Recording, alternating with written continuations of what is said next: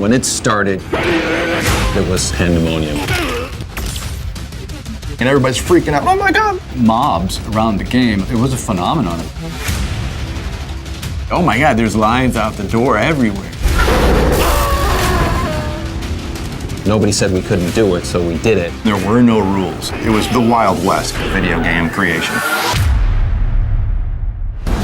When we first tested the Mortal Kombat game, there was nothing like it. Gameplay, violence, story. There was a combination that just resonated with players.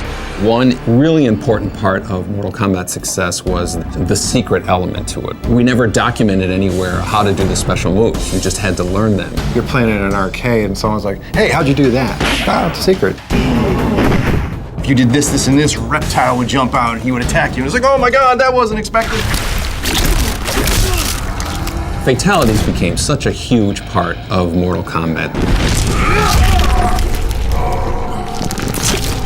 It wasn't just the violent part, it was the fact that it was a cool secret that nobody knew about. There's one where Ermac sort of turns your body inside out and stretches you out and like brings your esophagus out. That was like one of the grossest ones I've ever seen. So maybe that's my favorite one. Mortal Kombat's always kind of had a sense of humor to it.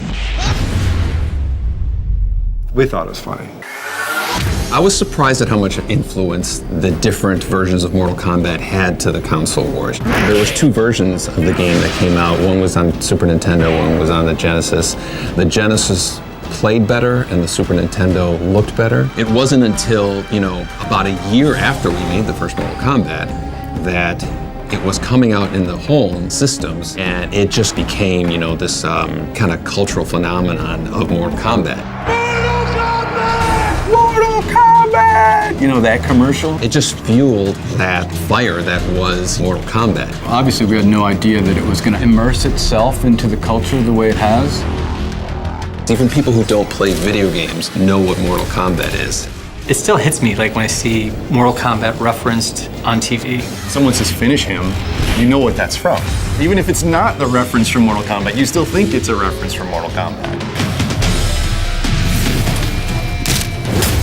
I love the art that the MK community has created. It's an honor that people are so inspired by the stuff that we did. We never take that for granted. It's like we have the best fans in the world. After 25 years of support, I just want to say from the bottom of my heart, Dusty! Thank you for being there with us for this incredible ride. The continued support for 25 years has driven our team trying to exceed their expectations of what the next Mortal Kombat should be.